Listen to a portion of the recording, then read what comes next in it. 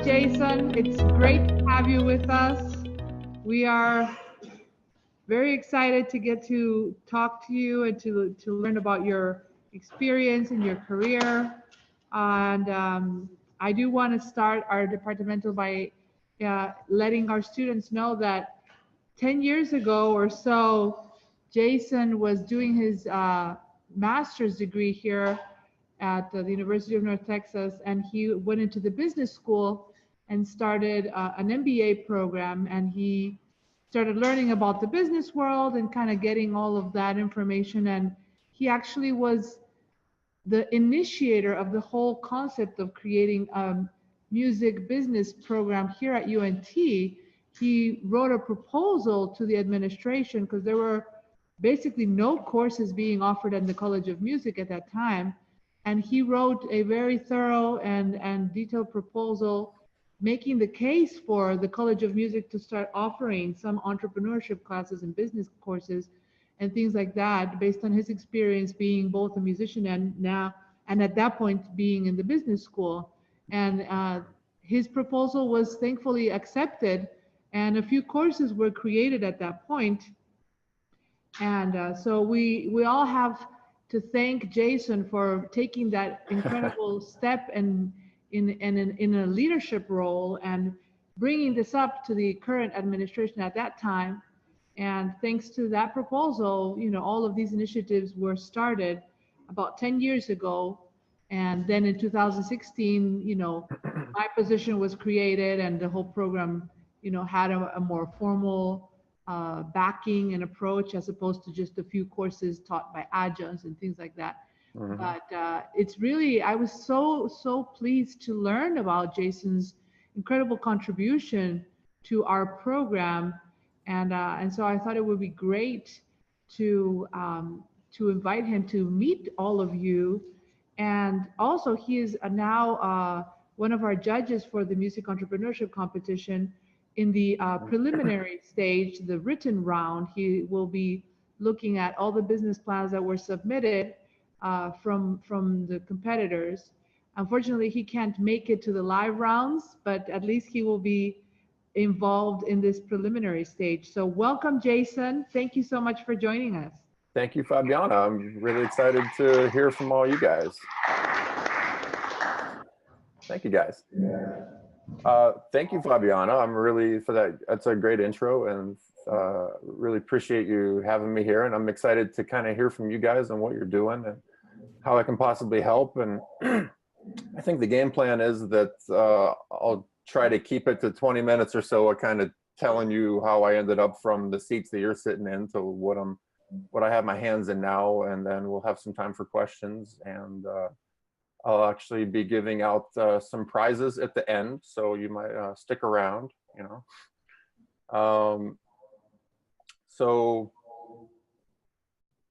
Is there much of a delay going on here, or are we pretty much live, just so I know? Perfect. We're hearing you great. Okay, great, no problem. Cool, so I'll try to keep my throat clearing on mute when I have to do that. I started my first business when I was about 15. My dad always had like the latest computers and stuff around the house. He was just really into the tech stuff.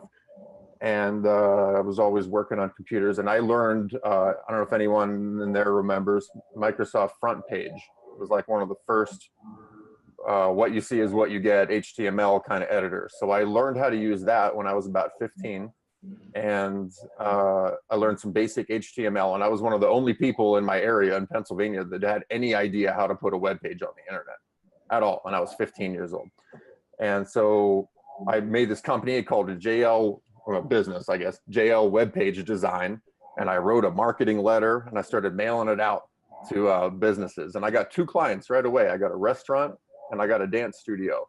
I put out their web pages on. And I had a great idea. I know I was 15 when I started this because I was obsessed with cars. I love cars, couldn't wait to drive. And there was a car dealership down the road that always, it was a used car dealership, and it always had these really cool used cars. Like I think I wanted a Ford Probe at the time. It was like a 95 Ford Probe. That was what I wanted. And they had all these neat used cars. And we happened to have a digital camera at the time, and this was like 96 maybe or so. And digital cameras were really rare. I think it actually recorded to tiny CDs this big that you had to put in an adapter and put it on the computer. So we were one of the only people with one of these things. And I went to this car dealership with an idea, and I thought, well, you know, the only way for anyone to know what cars they have in stock is to drive here and look, or drive by and see what they're interested in. So I went to this car dealership and said, I have this idea. What if I would come down and take pictures of the cars that you have available and put them online, that people could see your inventory, they could see the, you know, what condition it's in, you could put your price on it. And the owner looked at me and he said, kid, no one will ever buy a car that they see on the internet like that. You stick to going to school and doing your stuff. Wow. So there goes that idea. That was out the door. So that was my first lesson, and not really, shouldn't be listening to people. The thing, they know what they're talking about. All through my childhood, I watched my dad start all kinds of businesses too. He was a policeman by career, but always had little businesses. He always was doing something on the side. Some of those were like, my mom was a real estate agent, and he started a business that installed the big heavy real estate posts, you know, with the sign that hangs on them. Because most of the real estate agents were women in our area, and they couldn't carry the 50-pound post and put it in the ground and all that. So we did that. He did that for a while. We sold personalized children's books at a stand in the mall for a while. We did all kinds of things, and my dad started all these businesses, and I watched them all fail eventually. Like, we would just start doing something, and then we would stop doing it, and I'd say, why aren't we doing that anymore? And he'd say, well, that just didn't work out. We're not going to do that. We'll do something else. So I think from a young age, I was in some ways inoculated from the failure of starting something and trying it out, and then it didn't work. It failed. Big deal. You move on, you do something else. And as I reflect on it, I think that was really important, to not take failure real personally or real dramatically on yourself. So yada yada, fast forward, my first semester at UNT was in fall of '99, believe it or not. In 2003, I started another business there at UNT with a friend of mine there called Justin Bell. He was a repairman in the instrument repair shop. So what happened was, I took my trumpet in to get repaired there, and when I got it back, the valves worked incredibly well. I couldn't believe how good and I didn't even have the valves worked on. It was something else. So I asked him, I said, man, what the heck did you do to my valves? Why do they work so good? And he's like, oh, I whipped up this oil. I whipped up my own custom oil. And so I said, oh, well, this is great. Can I have some? He's like, yeah, sure. So he made it for me. And then I found other people too, going to the shop and going, man, this oil is so great. It works better than anything else we have. And so it was like, bing, light bulb moment. Hey, let's sell this oil. Cool. So we had no idea what we were doing. We learned everything as we went along. We went to the courthouse, got a DBA, opened a bank account, went to Sally Beauty Supply, haggled our first bottle purchase and spray bottles and all that. Printed out marketing at the UNT computer lab when the monitors weren't watching. We'll run out of there with 50 flyers and more things. We couldn't afford anything. We barely made any money, but I knew I liked what I was learning. I knew there was something, big lessons to be learned there. So I finished my undergrad and honestly had no freaking idea what I wanted to do with a bachelor's in performance. And I thought I was having a great time, and I kind of wanted to stick around. So I was playing on the 1 o'clock and having a ball and want that to end, really. So I thought, well, let's go to graduate school. Why not? And my first semester there, I decided to also do an MBA, like Fabiana said. So it ends up, when you don't have a bachelor's degree in the thing that you want to get a master's in, you could take what is known as leveling classes. So it's basically one like 4,000 level class for every department that you missed out on your bachelor. So I took like a class on marketing, on logistics, on management, on finance, economics, all these different things. So I was pretty much finishing those and digging into the real MBA stuff. And I realized that what I learned in these leveling classes was helping me so much in my music career, because I was freelancing in Dallas and doing pretty good, playing in some good cover bands and, you know, some other stuff, and making a okay living there. And I was learning all this stuff in these business classes that was so important. It was so helping me so much. And I thought, my friends really need to know this stuff. I can't believe they don't even know. They're selling CDs at their concerts and t-shirts, and they don't even know what their break even is on these CDs. They have no idea. And I just thought it was so important that people know this stuff. I I laughed a little bit when Fabiana said, I made a thorough and detailed business proposal. I sat down at the computer at about 2 a.m. the night before, and I pounded out about 2 pages of like, I think this is really important, and here's why, and here's, you know, Berkeley's offering this, and all these top competitors are offering this, and I think we should have this, and I think I can teach it. And then the dean at the time said, okay, go for it. So I was real lucky in that one. Yeah, the whole thing started there, and I taught the first semester. We didn't know if it was going to work, and then I think the first or second day of enrollment, it filled up. So I was real lucky and real happy. I had a great first couple classes. But even for a second, I don't even pretend to take credit for what it has evolved into, not even for a moment. Fabiana has I'm grown it to, I'm just really proud of what you guys have there now, and I think you should feel really proud and lucky of what you guys, the offerings that you have there now. You have whole degree tracks. I just would never even imagine where that would go from my, you know, late night white paper typing up. Just being like, I think you guys need to know this stuff.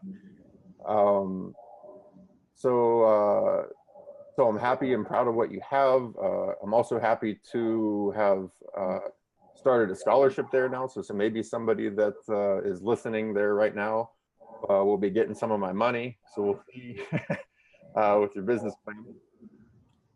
Anyway, at the end of this was about 2010, I got called to play in Cirque du Soleil in Las Vegas. So it was kind of a dream gig. And so I got to leave and move to Vegas and play in Cirque du Soleil. And it was a pretty sweet gig. But I had the itch. I didn't have any business at the time. So we had the itch kind of, right, to start something. And I had the idea for an app or a finance program kind of called Gig Shark.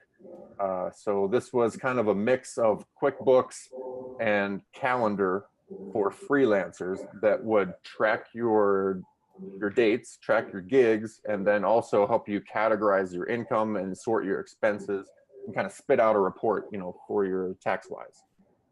And started working on this, and I was making a good bit of money with Cirque du Soleil. So I was hiring programmers in India, and I was just churning money into this thing, a small fortune.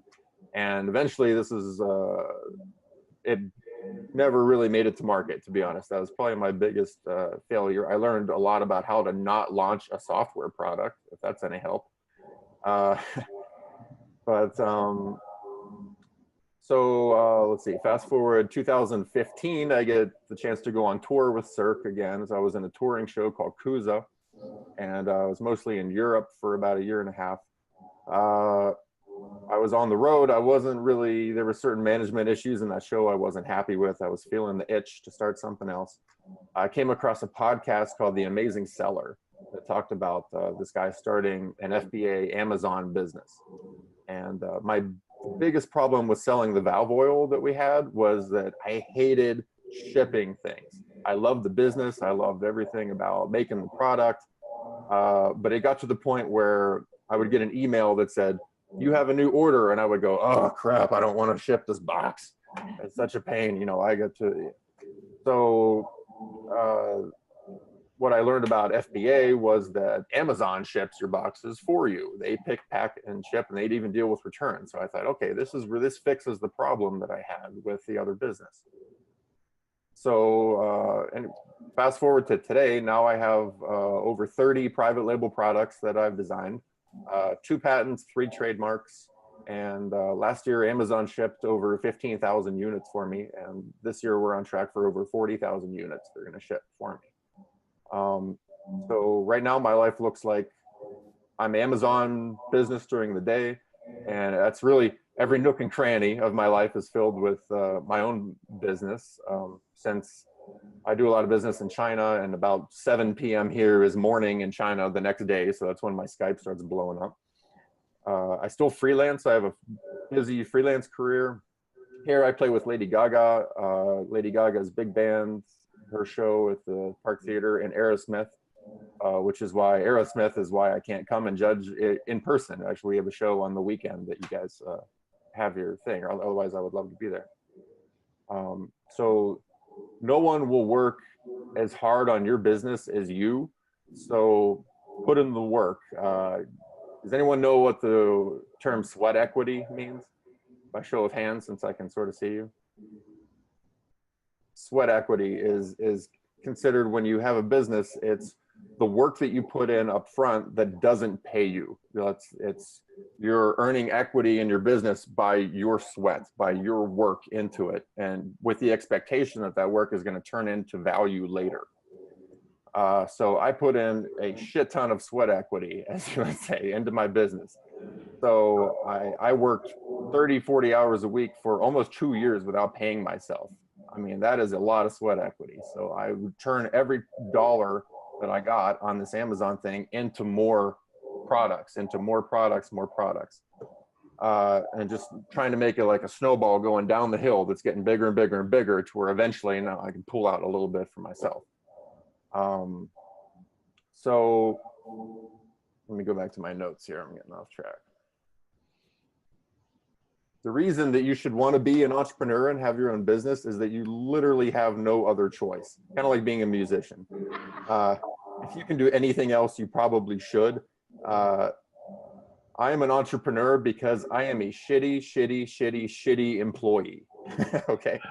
I'm proud of that in some capacity, but I'm also ashamed of it, because there are severe personal and interpersonal deficits that make my entrepreneurship a necessity rather than an option.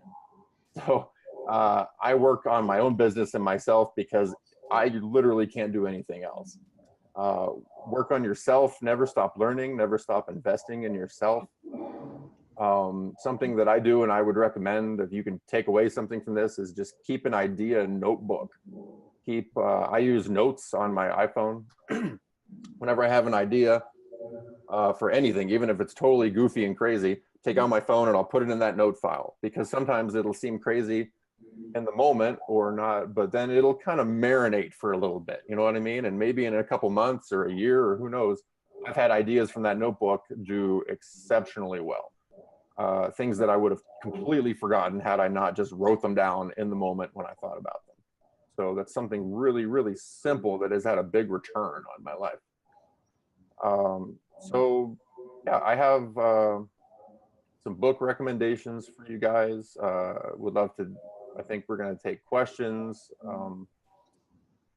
I don't know where else, anything, Fabiana, that I missed on or you want to touch on?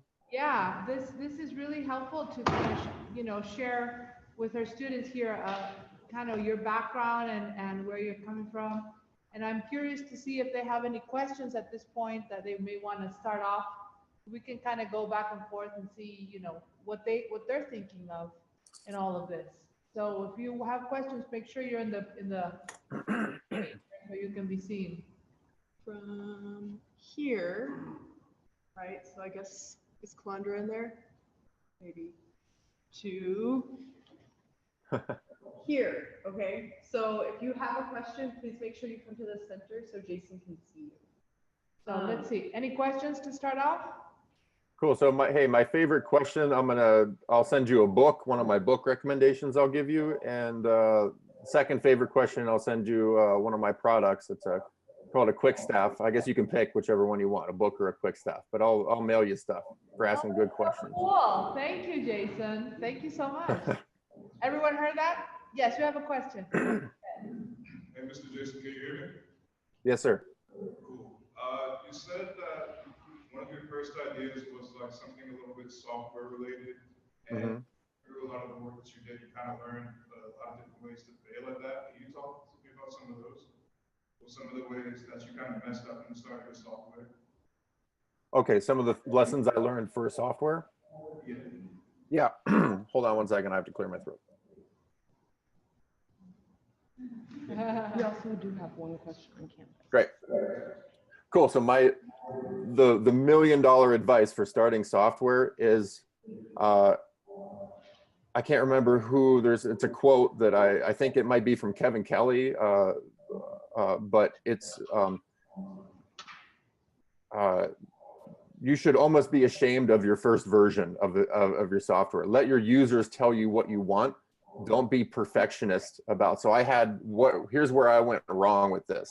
I had all these very, very meticulous details that had to be right. So I said, this logo isn't centered. It needs to go up here. And it was a lot of like,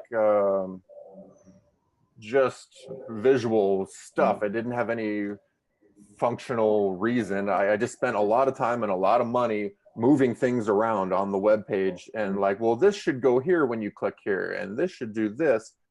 And it just sucked up all of my money and all my energy by focusing on these tiny little details that didn't matter at all in the end. And so the $40,000 advice, which is about what I lost on all that software, would be to just get an idea, launch the most basic version of what you can, and let your users tell you what they want. They will guide you to implementing the functions and the features and even the look that they want. Their feedback should guide what you make. Jason, thank you so much for that. Do you have any follow-up? I actually do, thank you.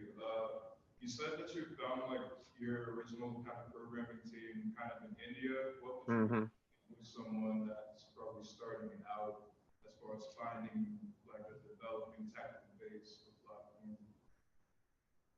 Right. I'm not sure I heard the whole thing. I think you're asking, how do you find developers like that? Yeah. Yeah, great. So I use the website Upwork, and it's a freelancing website. You can find people that will do digital work for you all over the world.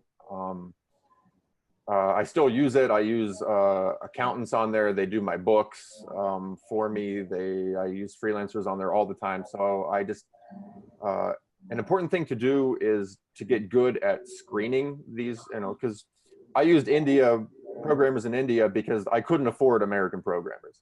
I can get top rate, expert, top quality programmers for about $17 an hour in India. Here, it's more than $120 an hour for the same people here, and I just couldn't afford it. So that's why I went that way, So you have to get good at interviewing these companies. So the same way that I interview my manufacturers in China. So I do have some things made in the US. I always try first in the US. I legitimately try, and then most manufacturers here go, you want how many units to start? And I go, about 1,000, and then they laugh at me or they hang up, whereas in China they go, you want 1,000? No problem, we'll do that for you, and they'll bend over backwards to make it right.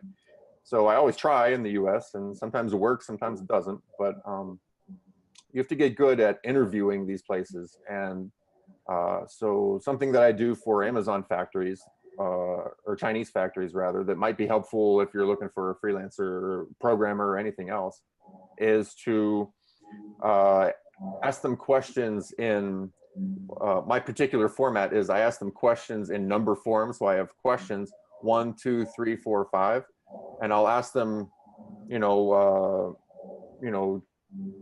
programming, I don't know, but for my factories, I ask, okay, how much is a sample unit? Can you customize this? Can you do this for packaging? Will you do this? Will you do that? And then if they don't answer me in the same number format, here's the answer to 1, 2, 3, 4, 5. Or if they omit any questions that I asked, they are excluded from my search, because I wouldn't ask a question if it wasn't important. Cool. And could you just repeat the name of that site one more time? Was it Upwork. Upwork.com. Yeah. Yeah. When we post the video after it is, recorded, we will include any subtitles for any links that are referenced, like resources. We always do that. So Yep. you'll have all of this later recorded. But Jason, just to bring back to the point of getting customer input, I think that's such a valuable thing, because it's not only for software, but for any business, really. We talk about this a lot in our classes. When you're creating a business, as musicians, we tend to be perfectionists sometimes and want to wait and wait and wait and wait. And instead, I think it's so true what you're saying about just getting the, minimal viable product out there, and really to start building it once you get the input from your clients or your audience members or your team members, and to kind of make this a collective effort rather than simply spending too much time with it in your head. Because eventually when you put it out in the market, you will need to modify it and adjust it based on how it is received. So I think that piece of advice you just mentioned is so wonderful, and it goes even beyond software applications, but any sort of trying to create, to kind of keep that flexibility and not be too much of a perfectionist. So thank you so much for sharing that. Any other question? Pedro, yes. Quick question about utilizing online marketing and social media. How do you go about doing that, both from a performer aspect and a business aspect? Do you have separate profiles for those things, or do you combine them all into one? So I have several different brands. I have pages for all of them. I tried a management company. There is a place called $99 Social that'll manage your social media accounts for you. You kind of give them guidelines for what to post, and then they'll kind of take that off your hands and post relevant content and keep it fresh and keep your followers engaged and stuff like that. Ended up not being for me, but it was a decent service. Are you asking how to grow those accounts or how to maximize those followers, or I'm not sure what to do? Yeah. How to manage different brands, basically, right? Or, yeah. How do you go? I guess how do you go about managing all your different brands that you have going on? Time management in regards to social media and online marketing. Yeah. How do you grow those platforms? With your profile as a musician and also your business work, right? Right. Yeah, so a strategy for getting followers on a couple is, it's not sexy, man. It's just a like bot. So I have we can post a link later, but it's a like bot. You give it hashtags and it automatically likes posts as your profile, right? And then you get a lot of follow backs and you get a lot of interesting leads and things happen from that. So it's basically following all of Instagram 24 hours a day and auto liking things on your behalf, that people see that, and then they will wonder who and what you are, and then engage with that. That's a really unsexy answer, but it's one way that works so far for me. And as far as time management, if you want to manage all those accounts yourself, just set aside time, do like a Monday morning or Sunday night planning session, and gather your content for the week. So you're not having to be like, oh God, it's Wednesday, I have to come up with another post. Plan all your posts ahead of time, and you can use a scheduler, such as, I think I use Grim, might be the website that I use, but you can auto schedule. So say, post this on Monday, post this on Wednesday at 9 a.m., post this on Friday at 2 p.m. And then you can kind of keep track of when your top engagement is, and utilize the data from that, and make posts at the most optimal time when most of your followers are paying attention. Is it Grim? Grim? I think it's GRI. Let me look. GRIMM. Okay. Does it work kind of like Hootsuite, something like that? Yes, kind of like Hootsuite. Okay. I'll double check that link and give it to you later. Any other questions? Hi, can you hear me? Yes. Yes. So I have a question about marketing your business. My business is kind of doing workshop for children in certain schools in Sweden. And in terms of marketing, I'm having a hard time to determine how much I will do in the first year, because we don't really have anything to show for ourselves yet. So my plan is to do 3 gigs the first year, and invite newspapers and TV stations to cover those gigs, and then use their material as promotion and marketing the second year.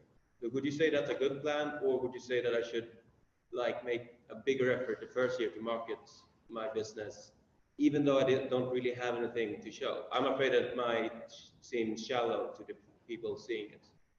Right. So you mean as far as filling out the numbers on a financial financial forecasts? I think that's what you're.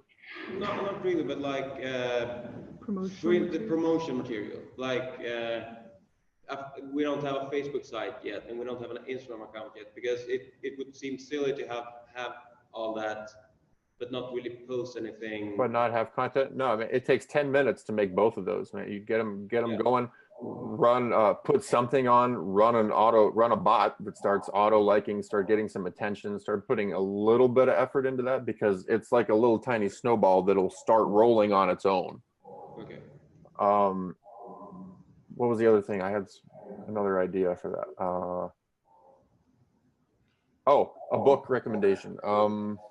I think it's on my Kindle, so I can't show you, but Free Publicity, I think. Fabiana, I can link you to this too. You can look at it later, but it's a great book. It's like 99 cents on Kindle, and it's written by a friend of a friend that shows you how to get, basically contact these journalists and get tons of free publicity. And because they're looking for stories, right? If your job as a journalist, it's to provide content constantly. That's your job, is giving content. And sometimes it's a slow news day, and they might be looking for a story like yours to run, right?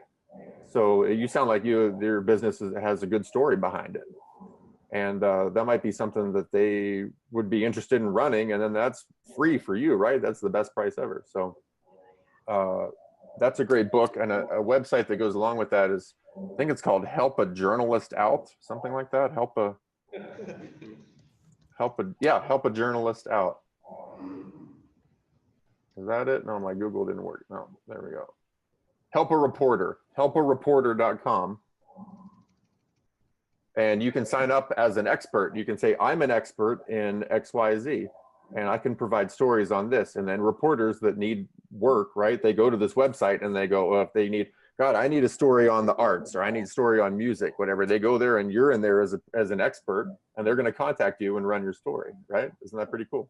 It's really cool. There are always ways you can build the marketing even before the business itself starts, even by using stock photos, for example. Mm-hmm. Lots of businesses that don't have pictures of them in action yet.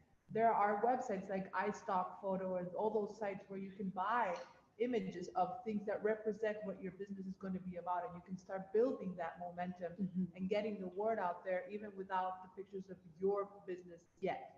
So there's definitely, it's never too soon to start the marketing. You can always.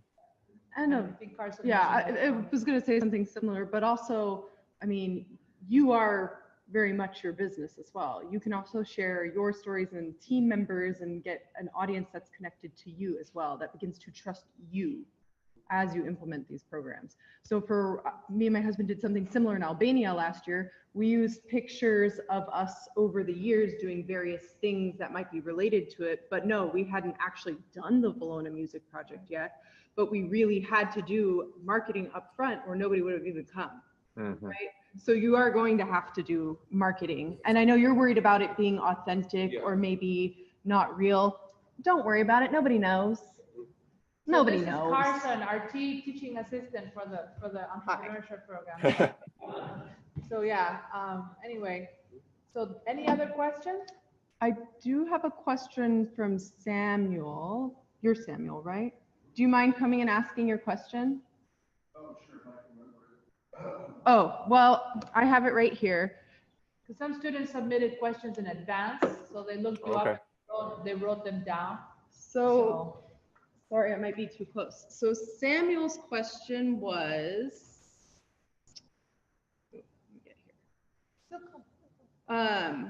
yeah, if you can just come, I'll read it for you, Samuel. So Samuel's question was, are you working hard now to retire early, or do you plan on working until you physically or mentally can? That's a great question. Okay, so I'll defer to the answer of I'm a shameless Tim Ferriss fanboy. Anybody know about Tim Ferriss? No, for real? Oh my God. Okay, I'm seeing a couple nods. Yes. Okay, but one of the first business books I ever read that got me super pumped about business is The 4-Hour Workweek by Tim Ferriss. It's terrible title, great book, great content. So one thing that he talks about in the book is called deferred retirement. So if you, for example, I absolutely love what I'm doing. There's no physical limitation to where I couldn't sit and design a product anymore. I guess there will be eventually a point where I can't play the trumpet so great anymore, but I can always do what I'm doing, and I love every minute of it usually. So I don't think retirement is even, that word doesn't even register to me, because I just want to always do what I'm doing for as long as I can. I don't plan on, I think I would go clinically insane just retiring and doing nothing and sitting around and having all that time on my hands. Like I can't do it. So then, do you perhaps, as an entrepreneur and a freelancer, have a certain way you maybe structure saving for inevitable retirement? Maybe Sure.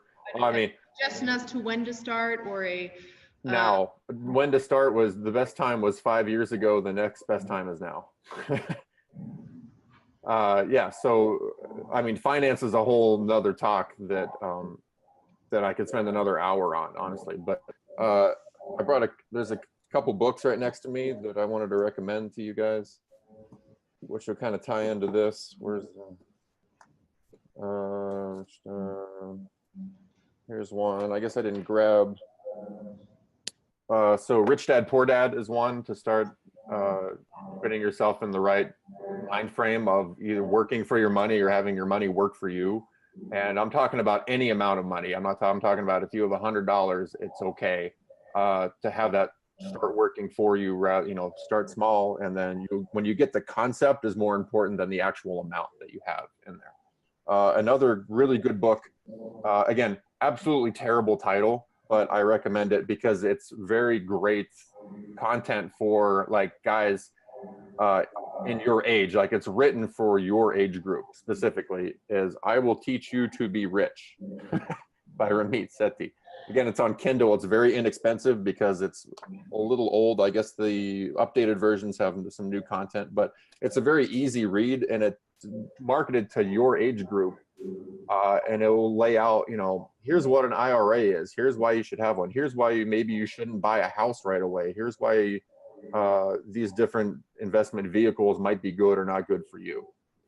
So I highly recommend that book. Is really good, and it's just easy to read because it's not very technically, there's not a lot of jargon in there that you need an MBA to read. It's very enjoyable read. Jason, I have a question for you. From being in the business school and being in the College of Music, what would you say are the points in common, and what would you say are the points of difference between those two cultures, and the way, you know, business is being taught there and the way business can be taught for creatives? Like, what are the things that you found were interesting in terms of similarities and discrepancies from your experience being in those two schools? Sure. So yeah, it was interesting going over to the business classes in the world, because those guys are entirely different than you guys. I found that I was very often the class clown, and I'm making jokes and running on, and everyone else is all serious, and they show up in their ties and they're very serious, and I'm going, oh God, you guys, you know, take a break. So I wish that there was a better blending of the two cultures, I guess. Like, I wish they would loosen their ties a little bit, and I wish that you guys would tighten yours sometimes a little bit and get a little more discipline and a little more, you know, be a little more motivated to go out on your own and learn things that that are going to help you later. And maybe those guys need to chill a little bit and learn to play the guitar or something, you know, like. Do we have any final questions? We just have a few minutes left. For our students here. So you're going to be looking through the business plans now as a judge, and this is your first year, you know, seeing, I guess, musician business plans rather than the typical business plans you would see in the College of Business. Mm-hmm. And I'm just curious to know, you know, the applications have already been submitted. Everyone has applied. Whoever's going to apply has already done so. the application period is closed at this point. And I'm just curious if you have any bits of wisdom that you may want to share for our competitors, whoever is going to make it to the final round, which we don't know yet at this point. If you have any tips or recommendations that you could share with them to kind of lead them off to that next stage that will take place in April, where they're going to come in and pitch their live, their 4-minute pitches to the judges who are going to be here. If you have any advice or recommendations, things that they should be thinking of at this point. Sure. So you guys watch the show Shark Tank? If you don't, I would watch it. Start watching all the back episodes. Start watching all of it. That and The Profit. Start watching The Profit and Shark Tank. So something I learned from Shark Tank is they're going to invest. When you're doing your pitch, they're buying you just as much as they're buying what you're selling. Because I've seen a lot of super shitty products on Shark Tank. They get investments from sharks, and they didn't have a business plan. They don't know what they're doing. They only had a half-baked idea, but the sharks loved that entrepreneur. So I think the best thing you can do is go in and represent yourself. Your idea has to be good, obviously, and you have to have it thoroughly charted out and put together, but represent yourself and your energy and your passion that you're putting into it. And I think the judges are going to see that just as much as the content on the paper, because that's that's what my scholarship money will be going to, just as much the person that I'm buying into and that I believe in, just as much as the business plan, meeting all the check boxes on the list. Thanks, Jason. Actually, thank you for reminding me about that. Yeah, so Jason is also one of the competition sponsors, and that he's actually donating a special scholarship. So the best music products business plan will receive $1,000 award from Jason's company, and he will also be working as a mentor with that person, that team. Whoever ends up receiving that award, not only will you get the cash, but you will also have an opportunity to work with Jason and have his mentorship as an extension of that prize. So that's definitely something that we're incredibly grateful for. It's the first year that we have this added opportunity in our competition.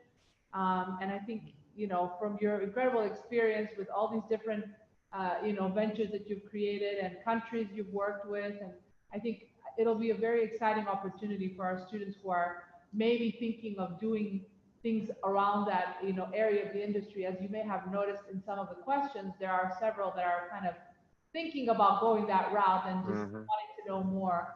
So I think it's a wonderful opportunity, and we're incredibly grateful. Let's all give Jason a round of applause. Thank you so much for that. And we have a few minutes before we have to end the session. So I just want to make sure we have enough time for everyone else to ask any final questions before our session is done. Great. You three guys that asked the first 3 questions, email me Jason at Rise8Studios, RISE and the number 8 studios.com, and I'll mail you a book or a quick staff or whatever, or some kind of price. Thank you. Can you tell us more about your Amazon business, how you've done all of that? I thought that was so interesting when we had our initial conversation, how you've put together those types of products that are related to music, but not directly. Right. That would be so fun for our students to know a little bit more about. Yeah. So, I mean, I have about 30 products. Like I said, only a handful are music related at all. But a lot of them came from that idea pad, like I said, to keeping notes on your phone. And I just had this man, why doesn't that thing do that? Or why doesn't this have this? Or why doesn't this? And things that annoy me, basically, I write down in this notepad, and then they kind of stew for a little bit, and then I'll come up with well, maybe I can solve that. And then I just started doing some research, and then one of those things, a music related product happens to be called a quick staff, and I invented this, and it's one of those things that I was like, why the hell doesn't this exist? I mean, I was on a studio date when the arranger kept changing the arrangements during the date. So he would say, okay, now we're going to change this rhythm and these notes over here. Trumpets, you're going to do this. We're all scratching on the paper, drawing freehand lines on the music, and I couldn't read it. I'm like, this is really annoying. Why can't I just have a pen that draws all the lines? And I started looking, and there is one. It's called a Nolograph or something, and it's like $30 imported from Japan, and doesn't even work that good. And I thought, well, this is really crazy. And I did a patent search, and I was like, I can make this and I can patent it. So I did. Yeah, woo. So that's a pencil that just writes all the lines at the same time and can erase them, and so cool. With a pencil on the other end. And so now kind of plan B for this is now I'm picked up by Guitar Center. I'm going to big box on this now. So I'm in Guitar Center. Looking, Pender's Music down the street there has it for you. Juilliard School makes a lot of orders for this. I sell a lot at Juilliard, a lot of music stores around the country. So, I'm doing a good bit of wholesale on this as well as online and retail, but that's just one music product. But again, for that, I had to interview a factory. I had to find somebody that could do the molds. And this is one that I had to invest a lot of money in, actually, because the first mold that we made for this plastic case, these caps fell off really, really easily. Like, you just pick it up and the caps fell off. And I said, I can't have that, because that's going to be the first review that's written that, the cap fell off and it inked up the inside of your case or whatever. So I paid another $4,000 before the first one was ever made to redo the mold to make it right. So like, that was an investment. So I was like, okay, well, I have to do this right the first time or it's not going to work. And so I did, and I don't regret it now. Now that's paid for itself in spades. Awesome. Great. Awesome.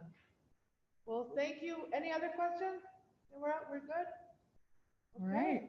Well, thank you so much, Jason, for joining us today. It's been great getting to see you. And thank you for participating in our competition this year as a judge for the first session. Here I am, and here's Carson. Hi. Thank you so much for everything, and we really appreciate your support from the very beginning of this, program, laying the foundation for it to even exist, to now becoming more actively involved as a judge and sponsor for our competition. We are incredibly grateful for all your support, and thank you so much for joining us today. I know our students really enjoyed getting to learn more about your career, and we look forward to continuing our relationship here with UNT and your incredible experience. Thank you so much. Well, thank you so much. I'm really proud to be involved and glad for everything that you guys have done, and I really appreciate your time and your attention. Thank you, Jason. Thank you. Have a great day. You too.